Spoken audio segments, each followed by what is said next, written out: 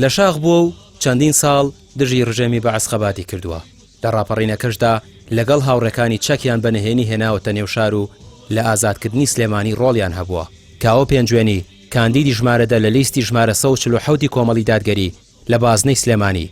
ئەو دەڵێ وەکو چۆن لە ڕابردوودا بە چەک ڕوبەڕووی گەندەڵی و نادادی بوومەتەوە، ئێستا بە خەباتی مەدەنی دەمەوێت درێژە بە ئەم کاروانە بدەم. لە هیچ چالاکیکی پێشمەرگانە و ڕاپەڕینە دوانەکەوتین. کارەکەەوە هاتە پێشەوە حکومەتی عێراقی دوای زاڵ بووە، ئێمە لە کەرکووک بووین و ئینسیحاب کرا و حکومەت زاڵ بووە و بەهێزێکەوە هاتەوە کوردستان. ئەو شەوەی هاتینەوە سلێمانی بێت دووبارە داوای قووەتێکیان کرد، ڕۆشین بۆ پشتی ئەم کەمپەی ئێستەی زانکۆی سلێمانی لەویا 120 پێشمەرگەمی بەرەی سەردەی بەرەی کوردستانی. هەڵبە دێمە بە تەمەنێکی مناڵی خەریکی ئەو بین و باکمانەوە بێ لە خوێنی خۆمان. ئێستش کە خەباتی مەدەنی و خەباتی پەرلەمانیە خۆیان بە قەرزاری خەڵکە هەزانین، ئەگەر داوای ڕەوایان نەبینە پەرلەمان و داکوچی لە داوای ڕەوایان نەکەین.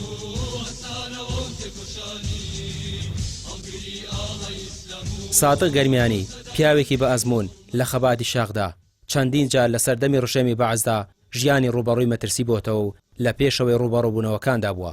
ئامانج و استراتیژی کارکردنی ئێستاش هەر وەستانەوێ دژی گەندەڵی و ئەوانەی خەڵک دەچەوسێنەوە.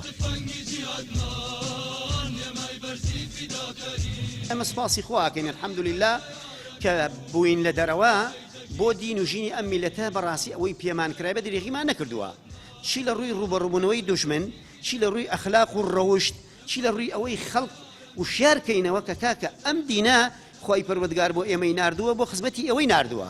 ئێمە ئەگەر خەڵکێک بێویژدان نەبێت زۆر جا بیستومانە کە دائانیشن کاکە وەڵا هەمویان وەکو یەکن.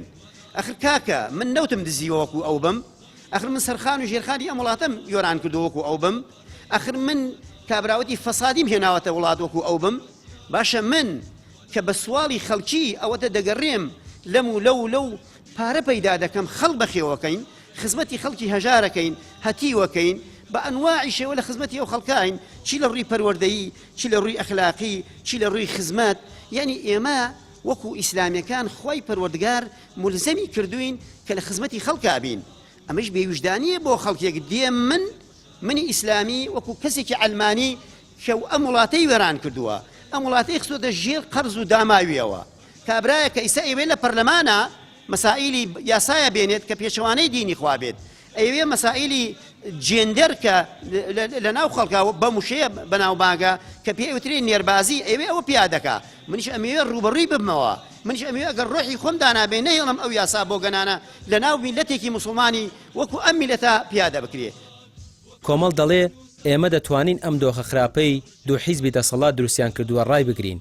دەبێت خەڵکی جیاوازی بکات لە نێوان علمانی و ئیسلامی و سەیری ڕابردوویان بکات و هەڵوێستەکانیان هەڵبسەنگێنن. ڕامیا عوسمان، کەناڵی پێیام، سلێمانی.